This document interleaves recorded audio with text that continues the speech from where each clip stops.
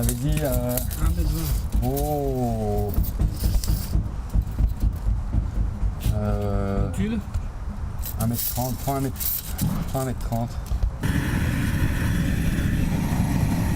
Ouais. Chauffe un peu la surface aussi là.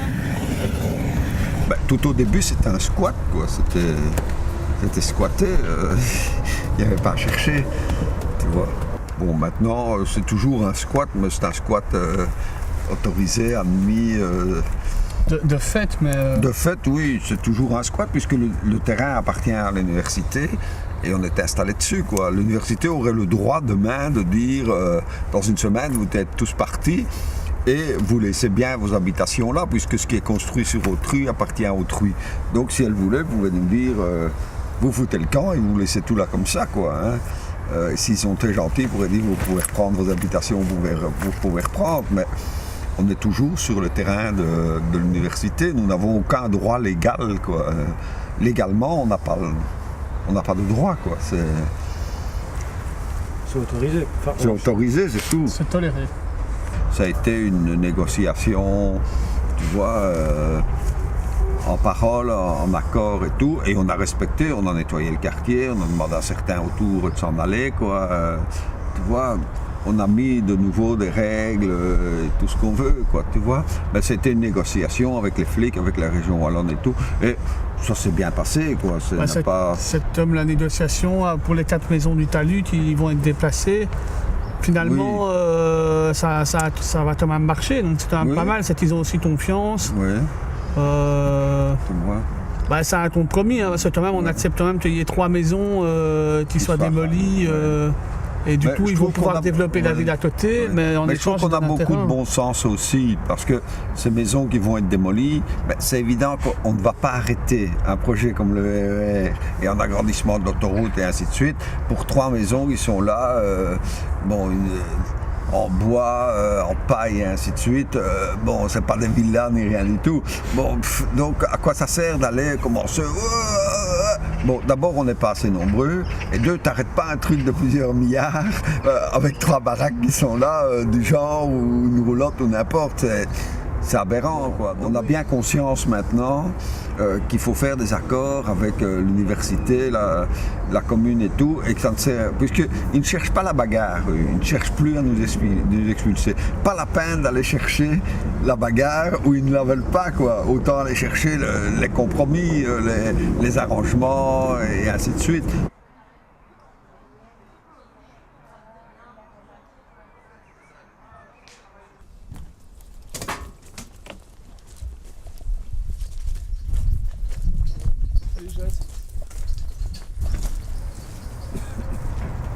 Donc voilà, ici c'est le fond du quartier de la Baraque, du quartier alternatif où on voit les prairies ici autour et la prairie qui est là derrière. Ça va jusqu'à la Nationale 4 et juste au boulevard de Wallonie. Et toute cette partie-là, c'est une partie de Louvain-la-Neuve qui va être urbanisée dans quelques années. Avec l'arrivée du RER, ils vont construire un parking de 3000 places. Et dessus, ils vont construire un nouveau quartier de Louvain-la-Neuve. Et voilà.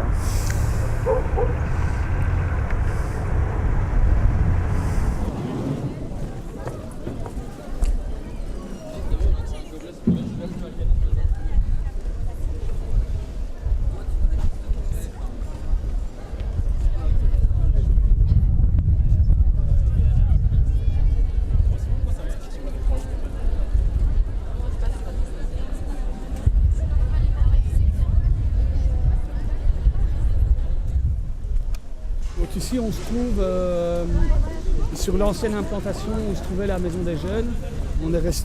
La Maison des Jeunes est restée 16 ans ici, de 1991 à 2007. Et donc voilà, on avait une salle de concert, une rampe de skate, un atelier de sérigraphie, un local répète, un bar. Donc on peut quand même ici bien voir le côté développement urbain de Louvain-la-Neuve, avec le musée Hergé qui se trouve là derrière, les constructions qui sont derrière moi, où on voit vraiment la ville qui avance sur le parc.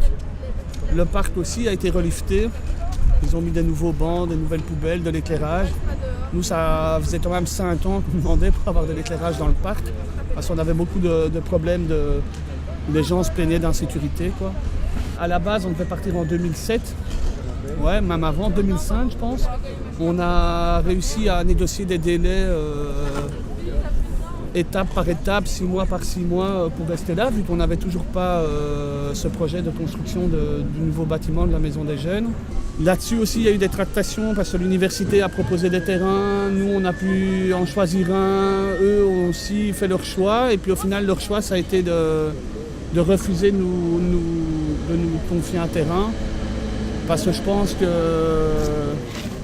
il y a eu un changement dans les mentalités des gens qui gèrent l'université, plus ou moins dans les mêmes années que la construction de l'esplanade, de la rue Charlemagne et tout ça, où avant l'administration était gérée quand même, on va dire, entre guillemets, par des postes babacool, je pense. Et il y a vraiment une restructuration, et ils ont fait arriver des gars qui venaient du privé, quoi. Donc c'était genre des repreneurs d'entreprises et des machins comme ça. Ces gens-là ont maintenant une autre politique de gestion du patrimoine de l'université, et c'est vachement plus commercial. En fait, ils cherchent vraiment à financer aussi l'université par son patrimoine. Du coup, la place d'une maison de jeunes là-dedans, pour eux, ça ne leur semblait pas évident. Moi, ce que je trouve juste dommage, c'est que et la ville et l'UCL et nous, on était au courant qu'on allait devoir partir à partir des années 2000. Donc il a quand même fallu avoir 7 ans avant qu'on parte. Et là maintenant on va arriver en 2012 et on n'est toujours pas dans notre nouveau bâtiment. Donc il a fallu 10 ans pour arriver à ce qu'il y ait un projet de construction de bâtiment, à ce qu'il y ait une solution viable pour la Maison des Jeunes.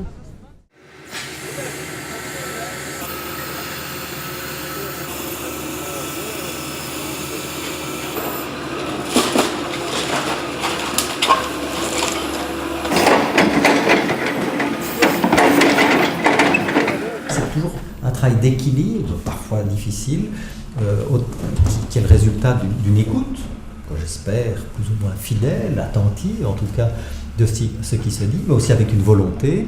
Et cette volonté, c'est quoi? C'est de concevoir Louvain-la-Neuve comme un projet en marche, donc qui inévitablement connaît des changements. Et parfois, ces changements sont forts, presque violents, j'allais dire, parce qu'ils sont imposants d'un seul coup. C'est le cas maintenant avec le RER, ça c'est clair. Je pense avoir vu entendu attentivement les remarques formulées. Je n'ai jamais entendu des remarques d'opposition frontale. Et en disant sur le territoire de Louvain-la-Neuve, donc on s'entend bien, les projets se sont quand même accumulés. En 2003 commencent les travaux à proprement parler de la galerie commerciale et de la rue Charlemagne. Ces travaux dureront 2 ans, de août 2003 jusqu'à octobre 2005. Ça n'a pas été sans mal, puisque c'était un chantier colossal qu'on évalue à peu près à 250 millions d'euros, en plein centre-ville. Donc en termes de nuisance pour les habitants, c'était pas facile. Le concept de galerie commerciale également a heurté. Et alors il y avait des arguments plus de proximité, la proximité d'un home, la proximité de certains quartiers. Et alors à l'autre extrême, il y avait une critique plus idéologique, plus fondamentale, qui était de dire ce projet est un projet consumériste, on n'est pas venu à Louvain-la-Neuve pour ça.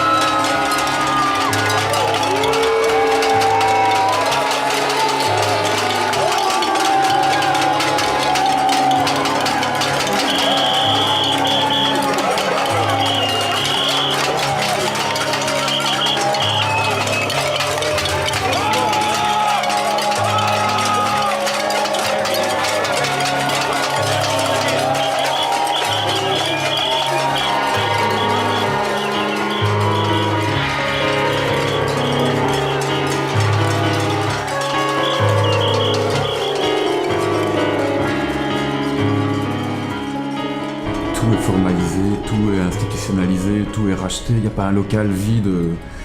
Les gens ont essayé d'en squatter, ils se sont fait jeter chaque fois. Et il y a très peu de locaux vides, quoi. Il y a vraiment une guerre du mètre carré à Louvain-la-Neuve qui fait que tout ce qui est fragile, c'est pas qu'on veut les chasser. Je suis persuadé que les pouvoirs politiques en permanence disent ben non, on les aime bien, ils sont sympathiques. Mais il n'y a pas la place, quoi. Tout ce qui est fragile, qui n'est pas avec des sous, est éjecté. L'exemple de la ferme est un très bon échantillon. Et vu qu'il était coupé en deux, un rénové complet, l'autre on le laisse pourrir et puis on dit ah faites gaffe les mecs ça pourrit mais on peut pas le rénover parce qu'il faudrait qu'on le rénove bien et pour bien le rénover il faudrait que vous partiez. Donc il y a des ambiguïtés, ça change tout le temps au cours d'année, hein. Les sons de cloche sont jamais les mêmes. Ici c'est ambigu, quoi. C'est-à-dire, il y a un contrat qui est signé, mais il y a plein de pressions qui se mettent autour des habitants, qui se mettent au quotidien, quoi. C'est-à-dire que ça en devient des difficultés de vie quotidienne avec le versant nord, on va dire, de la ferme. Ici, c'est le versant sud.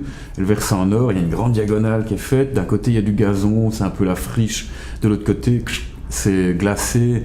Et si c'est une salle de concert de toutes les musiques, je crois qu'ils ont pas tort sur ce point-là d'affirmer le fait que la ferme officielle est de toutes les musiques, c'est pas de toutes les manières. C'est-à-dire que nous aussi, de l'autre côté, je pense que, ou dans le milieu alternatif, on fait toutes les musiques.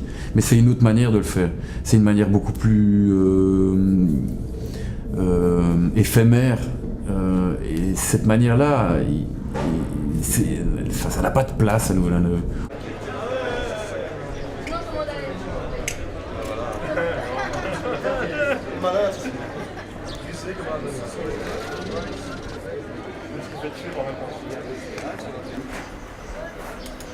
Bon Boris, on va commencer sans Fred, hein, parce que sinon on n'est pas prêt de commencer, quoi.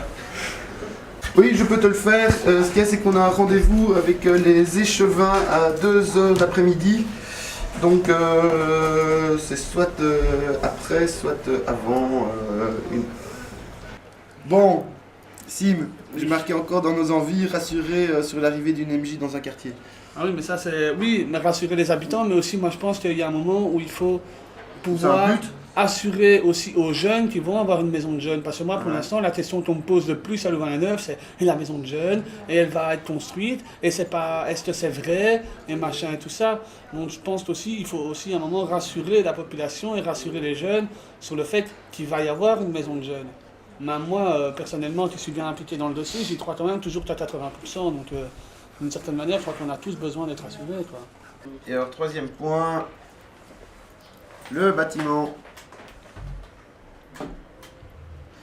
Donc, on était à la réponse du ministère. Ce qui est assez intéressant, c'est qu'il y a eu les octaves de la musique de la communauté française, un prix octroyé aux musiciens montants, émergents, enfin je sais pas comment il faut appeler ça, et les hockey qui sont des amis, des gens qu'on connaît de longue date, qui sont MacLeod et Maxime Lehume, qui a un chouette label à Bruxelles, Matamor. Ce groupe reçoit le premier prix des octaves de la musique. Bon, et cette bande-là, ils ont toujours joué ici. Enfin, MacLeod, il a déjà joué dans la Grande Bulle, Maxime, enfin tous ces gens ont organisé des concerts ici, où on jouait ici. Alors, ils savent comment les habitants sont... ils souffrent, quoi, sont mis à l'épreuve depuis 4 ans, hein, depuis 5 ans. Il y a eu des dures choses qui sont passées ici. Donc ils apprennent qu'ils reçoivent un prix du versant sud, et ils se disent, ben non, on peut pas aller là-bas et leur dire merci pour votre prix. Donc ils ont envoyé un émissaire, je crois que c'est le mec d'un autre label, je ne sais plus comment il s'appelle, pas important, et le mec est venu lire une lettre en disant, bon écoutez, cher, dedans il y avait le ministre, Fadila, machin, je sais plus comment elle s'appelle, enfin il y avait le bourgmestre, il y avait le directeur de la ferme en face, tout le monde est un peu, c'est les petits fours, quoi, c'est youpi, les octaves de la musique, et puis paf, la grosse claque dans la tronche, ah ouais, ben voilà, nous, enfin, les musiciens ne veulent pas venir ici parce que ce qui les a créés, ce qui les a formés, toutes les salles qui les ont accueillis, c'est des salles comme la face nord de la ferme. Cœur et Logis, quoi. C'est ça qui c'est ça qui a créé les hockey, donc ce groupe qui a tourné tout l'été maintenant grâce à ce prix-là. Et donc ils disent, nous on peut pas venir chercher ça, on accepte le prix, mais on peut pas venir ici alors que nos amis sont en train de se faire dessécher par plein de compromis. Mais c'est eux qui nous ont créés, c'est pas vous. Tac, quoi.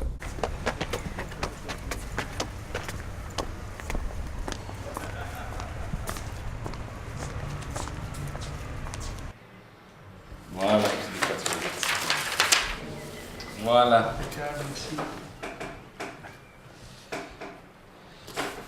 Alors, en ce qui concerne la maison, donc j'ai toujours pas de réponse du ministre. Ah.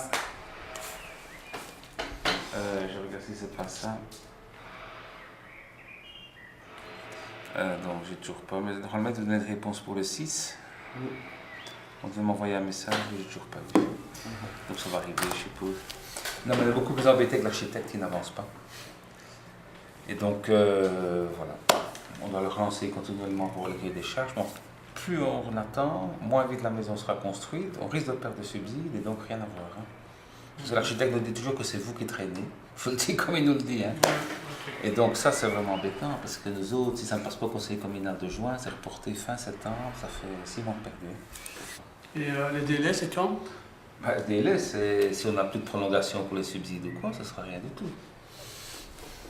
Enfin, non, pour demander plus, mais l'année passée. À partir de quand le subside, on perd le subside? Perte, on demande chaque fois un renouvellement, mais s'ils ne veulent plus nous le donner ou quoi, si on a des problèmes. Monsieur Louis s'est encore rappelé, il dit l'architecte va essayer de remettre un premier dossier pour le collège la semaine prochaine et un document pour le 20 du 6. Mais c'est pas sûr, il n'est même pas sûr. Et ça fait 6 mois qu'on lui demande. Ça nous va loin, hein. Je dois avouer que quand on vient dire que c'est la ville qui traîne, alors qu'il y a 6 mois, 9 mois qu'on réclame le cahier des charges, qu'on n'a pas, qu'on ne parvient pas à avoir, on a tout fait ce qu'il fallait, nous, hein, dans la ville. Ah oui, mardi, j'ai un journaliste, moi je vais devoir le dire, hein, parce que il ne veut jamais que c'est la ville qui traîne, c'est pour ça. Donc, c'est vous qui l'avez dit, on ne se veut pas. C'est parce que nous, on a... je dois avouer que ça, je suis un peu fâché, mais ça ne nous plaît pas du tout. En même temps, on n'a aucune maîtrise du projet et il n'y a personne qui nous... moi, je pense qu'il faut créer absolument cette table ronde dont on vous a parlé il y a 6 mois, parce qu'il y a vraiment un tour-circuit dans les communications entre les architectes, vous et nous. Non, attendez, nous autres, l'architecte, c'est nous autres qui payons. D'accord, le bâtiment. On vous a consulté pour les plans. Parce que nous, on n'a aucun intérêt, en tout cas, à ce que ça n'avance pas, nous, ce dossier. Donc, Non, c'est ce qui vous revient, en disant, chez elle, ils disent que c'est la faute de la ville que ça n'avance pas. Mais non, c'est la faute de la ville, c'est qu'on se pose des questions de comment ça avance, c'est sûr. Comment ça avance. On prend tout le temps des permis, je dis que c'était le cours du ministre, que le 6, on allait avoir une réponse, que dès qu'on a ça, on fait le cahier des charges, etc. Nous, on a fait tout ce qu'il fallait, on a rentré les permis, on a tout fait. Le cahier des charges, on ne parvient pas à l'avoir parce que vous le bloquez. C'est ce qu'on nous dit. Non, on ne change plus, il ne faut plus changer une porte, une fenêtre, rien. On a déposé le permis de bâtir, on ne peut plus rien changer. Hein. Parce qu'il va encore changer les choses après le permis de bâtir. On est déjà en recours chez le ministre, ça ne va plus. Hein. On ne peut pas faire ça. Donc nous, si on n'a pas, c'est reporté. Voilà. Il faut lui dire que si on n'a pas mardi, nous autres, c'est je ne sais pas quand. Voilà. Donc, au moins. Oui. Moi, c'est encore une question qu'on me pose presque tous les jours. Est-ce qu'il va y avoir une maison des jeunes? À chaque fois, je dis oui, le projet est en cours, ça suit son processus. Et j'ai vraiment l'impression que dans la mentalité de la population de Valadeur, c'est pas encore inscrit, quoi. Donc je trouve que cet événement-là serait aussi l'occasion d'inscrire ça dans la tête des gens, parce que puis en plus, moi, je commence à en avoir marre de me répéter. Non, je vous dis, moi, c'est pas du tout une critique, hein, c'est vraiment... C'était que nous, serait déjà fait. Hein. Ouais. Bon, maintenant, si ça traite, c'est justement pour ça que je me dis que ça peut être bien d'organiser ça. Et de toute façon, si on fait ça, c'est absolument pas pour jeter la pierre à quelqu'un. C'est vraiment, moi, j'ai vraiment envie de pouvoir inscrire la maison des jeunes dans le quartier de la Baraque de manière efficace. Alors, et de prévenir... vous dites la plus qui ne remettent pas pour mardi. Oui. Avec un peu de chance, on peut poser la première pierre ce jour-là, quoi. Ça serait fantastique, ça serait... Ça serait assez pas mal. Ce qu'il y a des risques, c'est qu'on se fasse encore envahir en plus par des habitations. Tout le champ là est à construire, il y a encore des terrains à construire à gauche et à droite. Ça oui, on va être la ville encore plus proche, quoi. On sera dans la ville et plus. On sera dans la ville. Ouais. Moi je trouve qu'il ferait mieux que tout le quartier devienne, on n'y bouge plus, quoi, hein, tu vois, ou sur le champ là, mais bon, ça, parce qu'on ne représente pas des millions de francs belges, hein, nos terrains représentent des millions d'euros. Hein. Ah oui, c'est quand tu vois les prix et tout, donc nos terrains représentent des millions d'euros, quoi.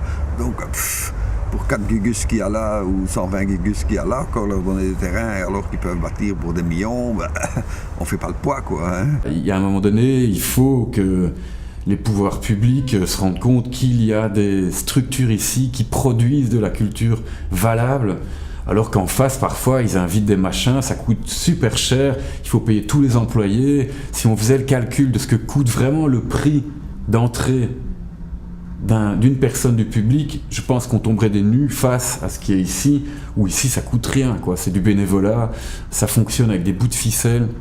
Et donc, moi, je pense qu'il faut prendre en compte que sans les lieux underground dans des villes comme ici, si on les dessèche en se disant bon, de toute façon on s'en fout de ces gens, en fait ils sont gentils mais on s'en fout, si on les laisse crever, c'est pas correct, quoi, parce que ça crée de la culture. Toute la bande qui fonctionne dans l'alternatif à Louvain-la-Neuve, c'est différentes écoles, quoi, des jeunes, des moins jeunes, des plus vieux, toute cette bande là continuera à vivre dans les petites failles qui restent dans le béton armé de Louvain-la-Neuve, quoi. Mais il n'y a pas beaucoup de place et on sent les taux qui se resserrent.